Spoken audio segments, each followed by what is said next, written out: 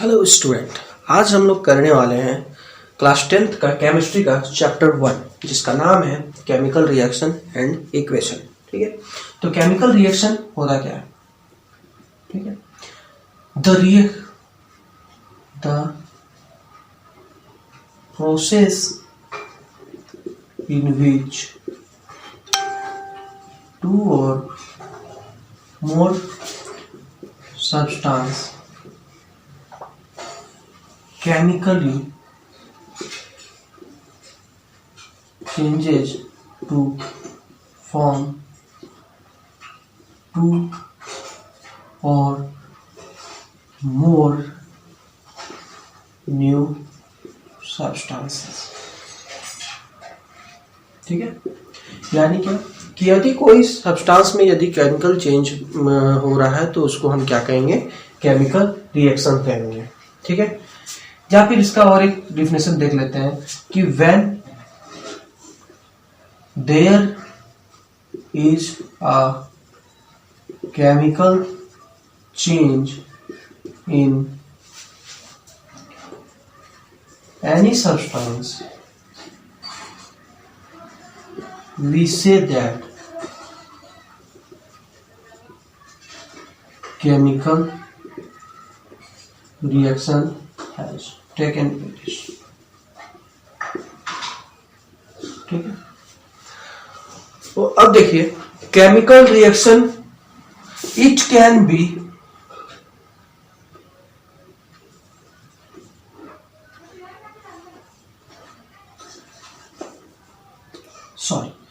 it cannot be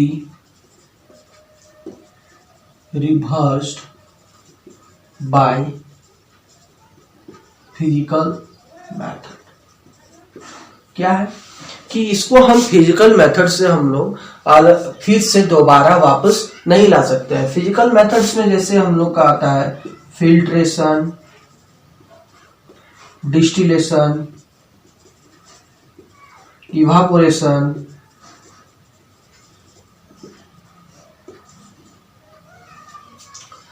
magnetic separation,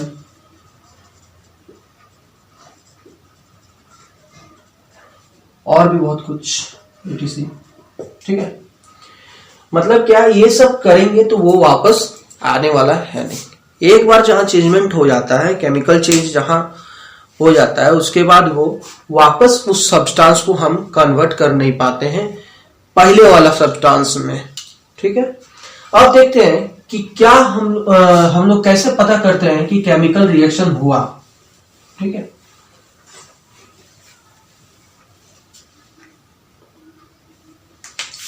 that is chemical reaction involves क्या है? Change in temperature, change in state, change in color, revolution of heat या फिर gas, absorption of heat और gas. ठीक है, ये सब चीज यदि होता है तो हम लोग क्या कहते हैं कि वहां पे केमिकल रिएक्शन हो रहा है। ठीक है, यदि कोई सब्सटेंस में टेम्परेचर में चेंज आ जाता है, स्टेट में चेंज आ जाता है, कलर में चेंज आ जाता है, या फिर उस सब्सटेंस से कुछ गैस निकलने लगता है, हीट निकलने लगता है, या फिर वहां पे एब्जॉर्प्शन भी होने लगता है हीट या गैस का, तब हम क्या कहेंगे? वहां पे क्या हो रहा है? केमिकल रिएक्शन हो रहा है। ठीक है, अब देखिए हम लोग पढ़ेंगे किसके बारे में? केमिकल इक्वेशन के बारे में।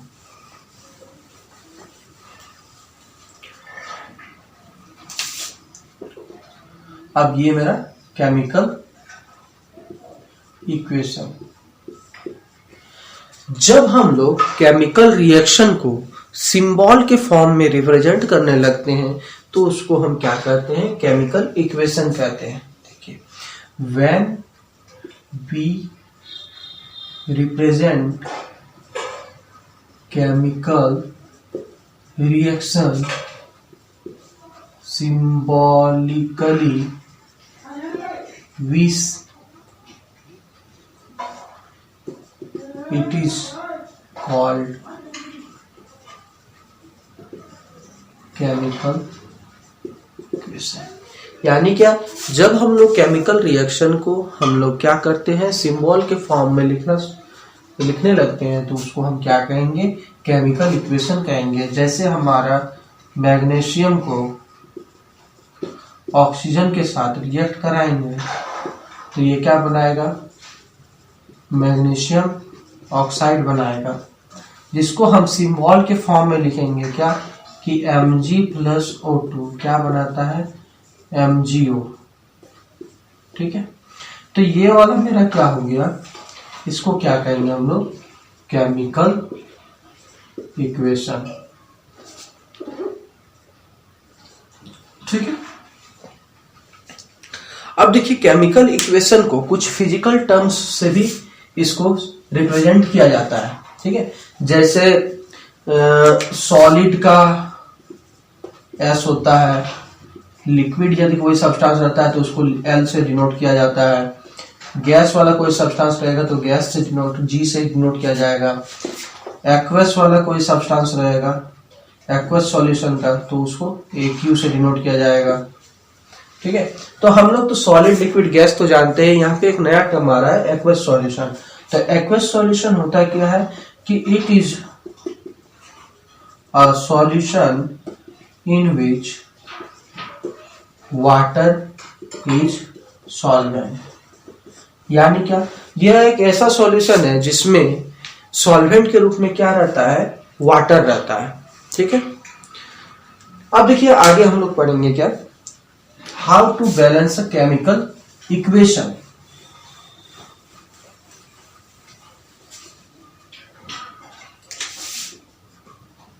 How to balance a chemical equation. ठीक है, तो सबसे पहले हम लोग बैलेंसिंग इक्वेशन होता क्या है, बैलेंसिंग इक्वेशन होता क्या है। ठीक है, तो यह एक ऐसा इक्वेशन होता है कि जिसमें रिएक्टेंट का मास और प्रोडक्ट का मास, या फिर कहें तो हम लोग का रिएक्टेंट का एटम और प्रोडक्ट का एटम क्या होगा, सेम होगा। देखिए, it is the equation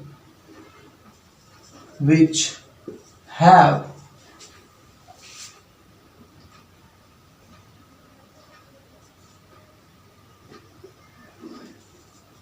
equal amount of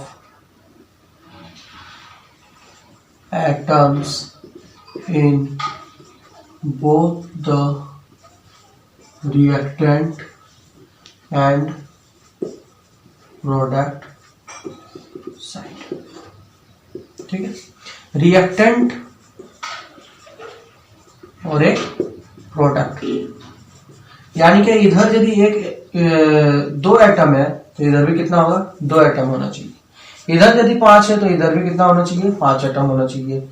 यानी क्या कि यदि हमारा रिएक्टेंट में जितना हमारा एटम्स है, ठीक है, उतना एटम्स हमारा प्रोडक्ट में भी रहना चाहिए। ठीक है, तब हम जाके इसको हम क्या कहेंगे, एक बैलेंस्ड केमिकल इक्वेशन कहेंगे। ठीक है, हम लोग बैलेंसिंग क्यों करते हैं। ठीक है, देखिए अब यहां पे क्वेश्चन राइज होता है क्या कि why we balance a chemical equation, why we balance a chemical equation. ठीक है, हम लोग क्यों करते हैं केमिकल इक्वेशन को बैलेंस। ठीक है, तो जो हम लोग क्लास 9 में हम लोग पढ़े हैं law of conservation of mass, यानी क्या कि the mass of reactant equal to the mass of product, वही जो अभी बताएं कि दोनों तरफ का जो एटम या फिर कहे मास वो हम लोग बराबर करने के लिए हम लोग ये केमिकल या इक्वेशन को हम लोग बैलेंस करते हैं। तो यहां पे सिंपली हम लिख सकते हैं to obey the law of conservation of mass. ठीक है, आइए हम लोग एक एग्जांपल देख लेते हैं कैसे करके हम लोग बैलेंस करते हैं इक्वेशन को। ठीक है, जैसे Fe ले लिए प्लस H2O ले लिए, ये बन रहा है हमारा Fe3O4 प्लस H2, यानी क्या आयरन को जब हम लोग रिएक्ट करवा रहे हैं वाटर के साथ तो वो क्या बन रहा है हमारा फेरस ऑक्साइड, और क्या है इधर हाइड्रोजन गैस इवॉल्व हो रहा है। तो इसको हम कैसे बैलेंस करेंगे? ठीक है, तो देखिए सबसे पहले हम क्या करेंगे, एक बॉक्स बनाएंगे जिसमें एक साइड लिखेंगे एलिमेंट, एक तरफ लिखेंगे रिएक्टेंट, एक में लिखेंगे प्रोडक्ट। ठीक है, एलिमेंट क्या क्या है हमारा, Fe है, H है और O है, आयरन है, हाइड्रोजन है और ऑक्सीजन है। रिएक्टेंट तरफ आयरन कितना है, 1 है, हाइड्रोजन कितना है, 2 है, ऑक्सीजन कितना है, 1 है। इधर हमारा आयरन कितना है, 3 है, और हाइड्रोजन कितना है, 2 है, ऑक्सीजन कितना है, 4 है। ठीक है, तो आयरन को सबसे पहले यदि हम लोग बैलेंस करते हैं तो आयरन का क्या होगा, यहाँ पे 3 है प्रोडक्ट में, रिएक्टेंट पे 1 है, यानी क्या इसमें हमको 3 से मल्टीप्लाई करना पड़ेगा तब जाके 3 होगा, यानी यहाँ पे क्या होगा, यहाँ पे 3 पुट कर दिए। ठीक है, अब देखिए हाइड्रोजन तो मेरा बैलेंस है दोनों साइड में, अब क्या करेंगे, ऑक्सीजन को बैलेंस करेंगे। ऑक्सीजन को बैलेंस करेंगे तो ऑक्सीजन मेरा 4 है, तो यहाँ पे भी 4 करना पड़ेगा, कितना से मल्टीप्लाई करेंगे, 4 से, 4 हो गया। यानी क्या यहाँ पे हम जैसे ही 4 पुट करते हैं तो यहाँ पे कितना हो जा रहा है, 8 हाइड्रोजन हो जा रहा है। ठीक है, अब 8 हाइड्रोजन हो जा रहा है तो इधर भी हमको 8 करना पड़ेगा, तो 8 करने के लिए इसमें कितना मल्टीप्लाई करना पड़ेगा, 4 से, यानी कि 8 आ गया। तो इस मेथड को जो बोलते हैं हम लोग क्या बोलते हैं, हीट एंड ट्रायल मेथड। ठीक है, अब हम लोग स्टार्ट करते हैं टाइप्स ऑफ केमिकल रिएक्शन। ठीक है, टाइप्स क्या क्या है, कॉम्बिनेशन रिएक्शन,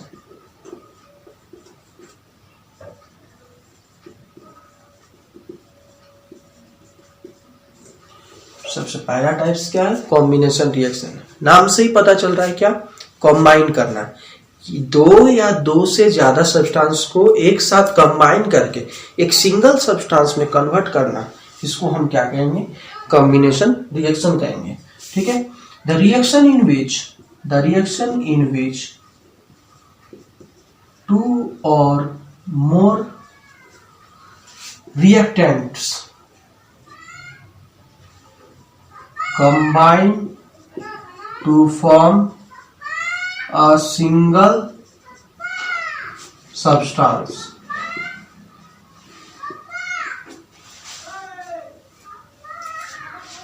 ठीक है, तो इसको हम क्या कहेंगे, कॉम्बिनेशन रिएक्शन कहेंगे। जैसे हम जनरल फॉर्म में देख लेते हैं, जनरल फॉर्म, यदि ए एक कोई रिएक्टेंट है, एक रिएक्टेंट बी है, तो इससे हमारा प्रोडक्ट क्या बन रहा है, ए बी। एग्जाम्पल में देख लेते हैं, जैसे हाइड्रोजन है प्लस ऑक्सीजन है, ये मिलके क्या बन रहा है, H2O, 2H2O।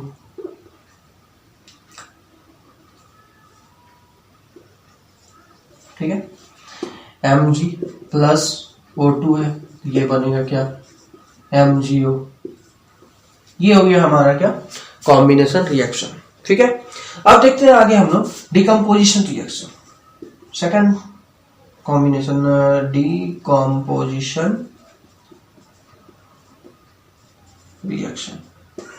ठीक है, ये जस्ट ये कॉम्बिनेशन रिएक्शन का जस्ट उल्टा है। कॉम्बिनेशन रिएक्शन में क्या था, 2 या 2 से ज्यादा रिएक्टेंट मिलके एक सिंगल प्रोडक्ट दे रहा था। अब क्या होगा कि सिंगल सब्सटेंस टूट के स्प्लिट होके, ठीक है, दो या दो से ज्यादा सब्सटेंस में कन्वर्ट हो जाएगा। जैसे द रिएक्शन इन विच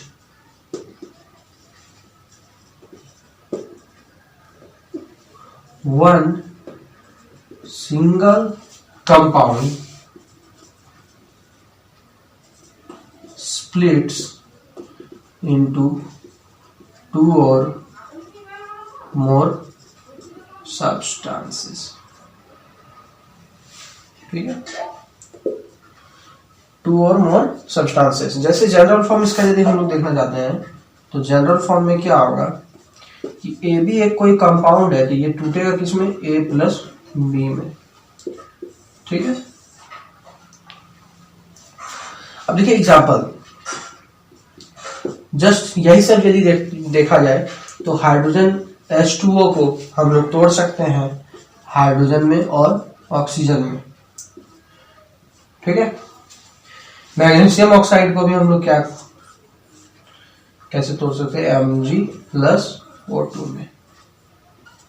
ठीक है, तो ये हो गया हमारा क्या, डिकम्पोजिशन रिएक्शन। अब देखते हैं डिकम्पोजिशन रिएक्शन के कुछ टाइप्स हैं, 3 टाइप्स है, उसको देख लेते हैं।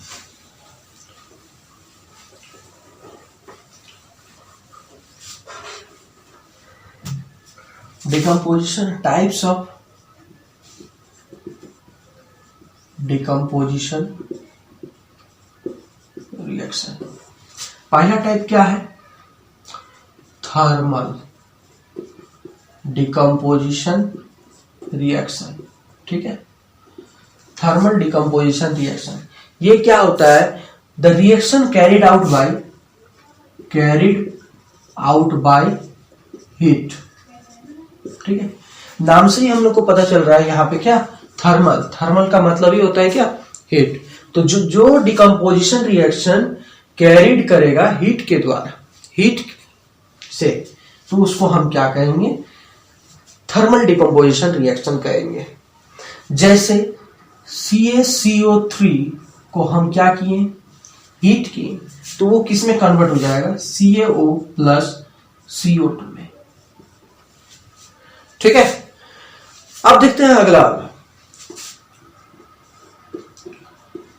Electrolytic decomposition reaction. ये क्या होगा, कैरिड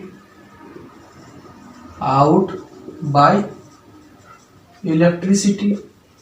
ठीक है, यहां से इलेक्ट्रोलाइटिक मतलब क्या, इलेक्ट्रिसिटी के द्वारा जो डिकम्पोजिशन होगा उसको हम क्या कहेंगे, इलेक्ट्रोलाइटिक डिकम्पोजिशन रिएक्शन। जैसे एग्जांपल में जो था हमारा H2O हाइड्रोजन वाला, इसको हम यदि इलेक्ट्रोलाइसिस करेंगे तो इसमें ये किसमें कन्वर्ट हो जाएगा, हाइड्रोजन और ऑक्सीजन में कन्वर्ट हो जाएगा। ठीक है, इसमें क्या किए हम लोग, इलेक्ट्रोलाइसिस किए, इलेक्ट्रोलाइसिस किए तो क्या हुआ, हाइड्रोजन अलग हो गया और ऑक्सीजन भी अलग हो गया। ठीक है, अगला टाइप्स देखते हैं हम लोग इसका, जिसको फोटोलाइटिक डिकम्पोजिशन रिएक्शन। ठीक है, अब फोटोलाइटिक डिकम्पोजिशन रिएक्शन क्या होता है, the decomposition reaction that is carried out by sunlight. Sunlight के द्वारा जो डिकम्पोजिशन रिएक्शन होगा उसको हम क्या कहेंगे, फोटोलाइटिक डिकम्पोजिशन रिएक्शन। ठीक है, इसका एग्जांपल यदि देखते हैं तो जैसे AgCl3 है तो Ag हो जाएगा अलग और Cl2 हो जाएगा अलग। ठीक है, AgCl है तो क्या हो गया हमारा, Ag अलग हो गया और Cl2 अलग हो गया। इसको यदि बैलेंस करना चाहते हैं तो देखिए यहाँ पे क्लोरीन 2 है तो यहाँ 2 लगा दिए, यहाँ भी 2 लगा दिए, बस हो गया हमारा बैलेंस। ठीक है, एक इसका यूजेज भी जान लेते हैं। फोटोलाइटिक डिकम्पोजिशन रिएक्शन का यूजेज क्या है कि इसका बहुत ही इंपॉर्टेंट है, ये यूज होता है ब्लैक एंड व्हाइट फोटोग्राफी में। ठीक है, ब्लैक एंड व्हाइट फोटो यदि निकालने का रहता है तो हम लोग क्या यूज करते हैं, फोटोलाइटिक डिकम्पोजिशन रिएक्शन का इस्तेमाल करते हैं। ठीक है, अब आगे देखेंगे हम लोग डिस्प्लेसमेंट रिएक्शन।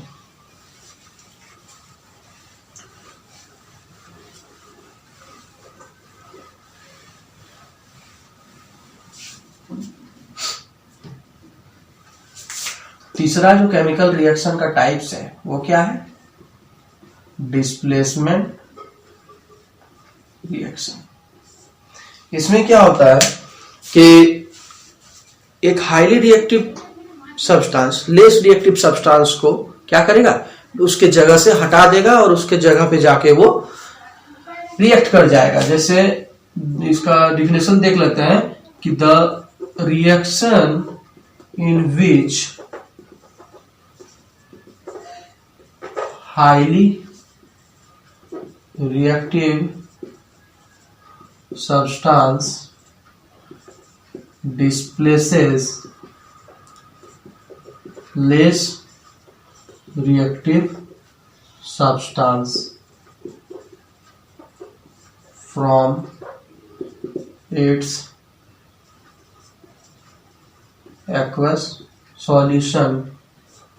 ठीक है, क्या है कि एक रिएक्शन है जिसमें हाईली रिएक्टिव सब्सटेंस क्या करेगा? लेस रिएक्टिव सब्सटेंस को क्या करेगा? उसको डिस्प्लेस कर देगा। इसका यदि जनरल फॉर्म यदि देखते हैं, जनरल फॉर्म क्या होगा?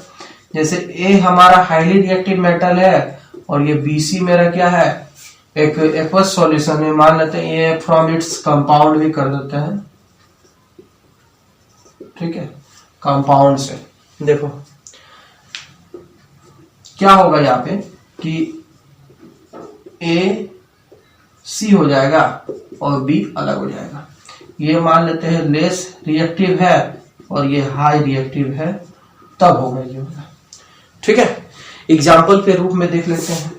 एग्जाम्पल Fe है प्लस CuSO4 है, तो ये क्या करेगा? FeSO4 बना देगा और प्लस Cu को अलग कर देगा। यानी क्या? आयरन मेरा क्या है? हाईली रिएक्टिव मेटल है कॉपर से, इसलिए क्या करेगा? आयरन को सल्फेट के साथ रिएक्ट कर जाएगा और कॉपर को निकाल देगा। ठीक है, अब देखिए अगला रिएक्शन है हमारा डबल डिस्प्लेसमेंट रिएक्शन। ठीक है,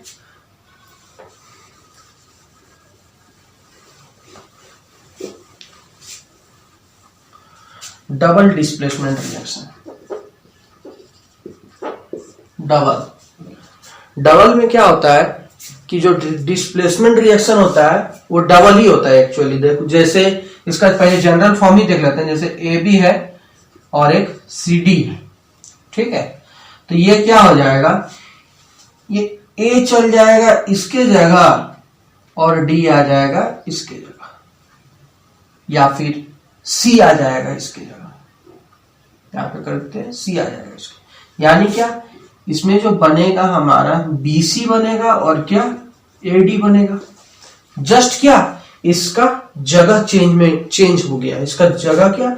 ये एलिमेंट गया इसके साथ रिएक्ट कर गया और ये वाला एलिमेंट क्या किया? B के साथ रिएक्ट कर गया।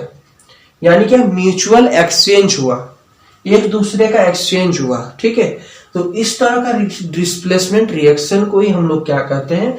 Double displacement reaction. जब डिस्प्लेसमेंट रिएक्शन दो बार होता है इक्वेशन में, यानी म्यूचुअल एक्सचेंज ऑफ आयन होता है, उसको हम क्या कहते हैं? डबल डिस्प्लेसमेंट रिएक्शन कहते हैं। इसका डिफिनेशन यदि लिखना है तो लिख लेते हैं, a reaction in which new compound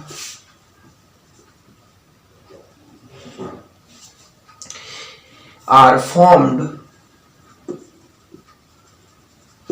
by mutual exchange of ions between their two compounds। ठीक, अब देखिए इसका एग्जाम्पल क्या होगा? जैसे Na2SO4 ये एक्वस सॉल्यूशन में है, ये क्या होगा? बी ACl2 के साथ रिएक्ट करेगा तो ये क्या होगा, इसके जगह ये चल जाएगा और ये आ जाएगा इसके जगह पे, यानी क्या BaSO4 प्लस NaCl हो जाएगा। 2 लगा देंगे तो हो गया हमारा बैलेंस केमिकल इक्वेशन भी हो गया। ठीक है, अब हम लोग देखते हैं फिफ्थ रिएक्शन। ठीक है,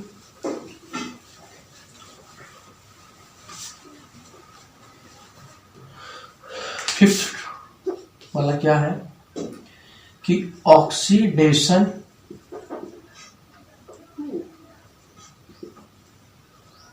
एंड रिडक्शन रिएक्शन। ठीक है, oxidation and reduction reaction. Oxidation reaction क्या होता है कि adding of oxygen in an equation for removal of hydrogen in a chemical equation।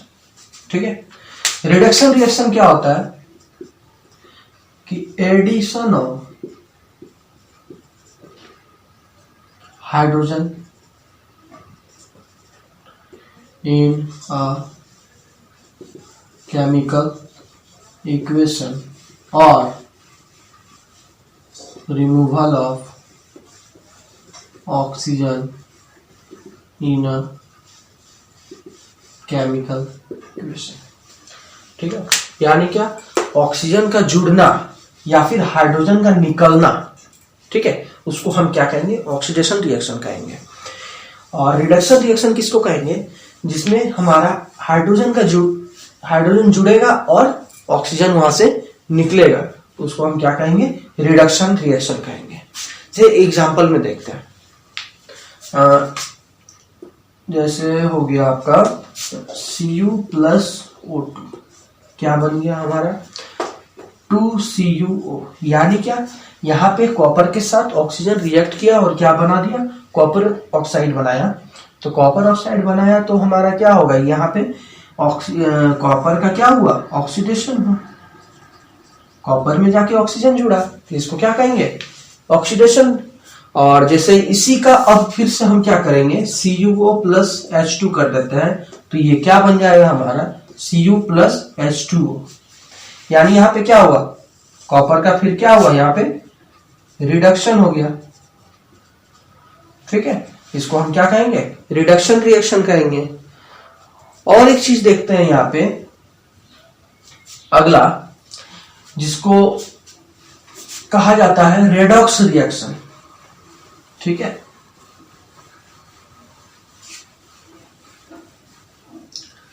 क्या कहते हैं, redox reaction.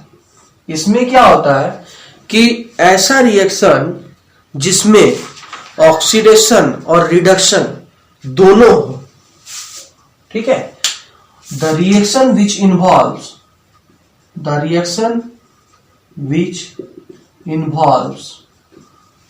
Both oxidation and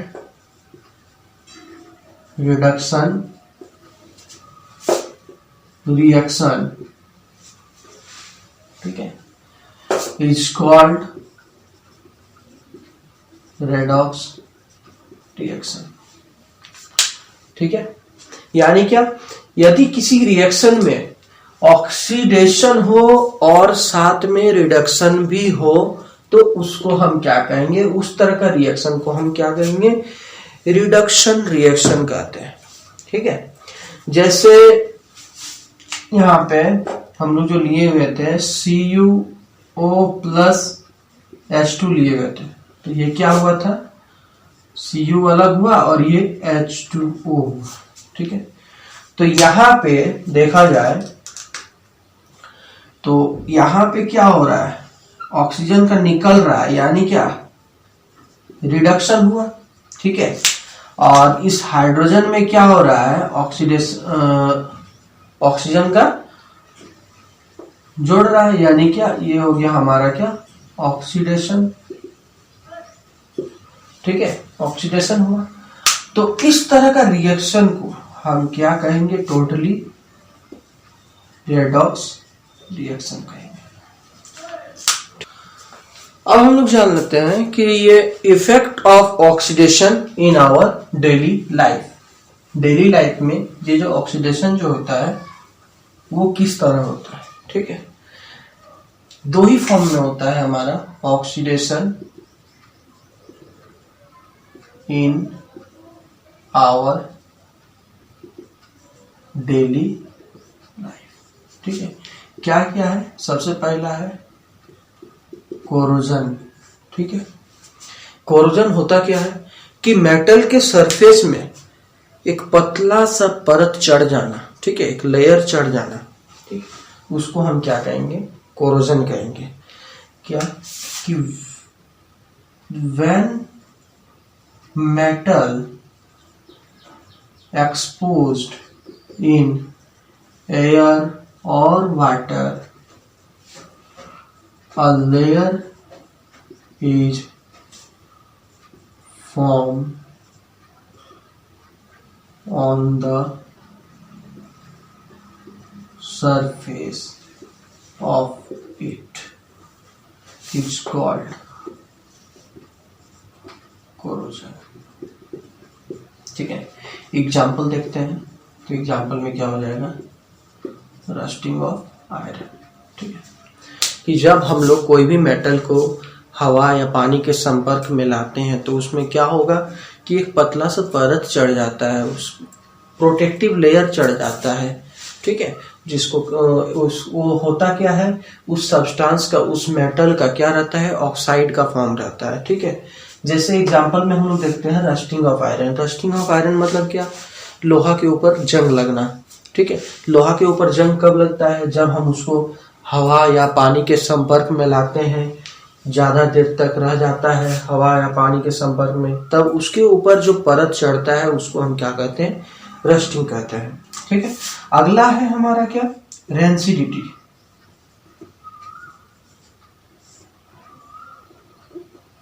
rancidity. ठीक है, रेंसिडिटी क्या होता है कि जब खाना खराब हो जाता है, सड़ा हुआ खाना, या फिर जैसे खाना आज बनाए कल सुबह का खाना, मतलब क्या, बासी हो जाना, खाना बासी हो जाएगा तो उसमें भी जो स्मेल का चेंज आ जाएगा, टेस्ट में खराब हो जाएगा, तो उसको हम क्या कहते हैं, रेंसिडिटी कहते हैं। ठीक है, द ऑक्सीडेशन ऑफ, लिख सकते हैं, द ऑक्सीडेशन ऑफ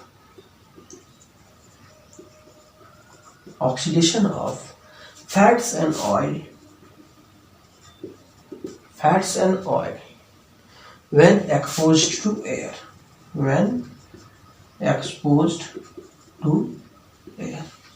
यदि किसी भी सब्सटेंस में, ठीक है, यदि उसको खुला में रख दिया जाए, ठीक है, तेल या तेल वाला सामान या फिर कुछ भी बना हुआ जो भी खाना रहता है, ठीक है, उसको यदि हवा के संपर्क में रख दिया जाता है तो वो क्या होता है, खराब हो जाता है। ठीक है, स्मेल खराब आने लगता है, टेस्ट में चेंज आ जाएगा, तो उसको हम क्या कहेंगे, रेंसिडिटी।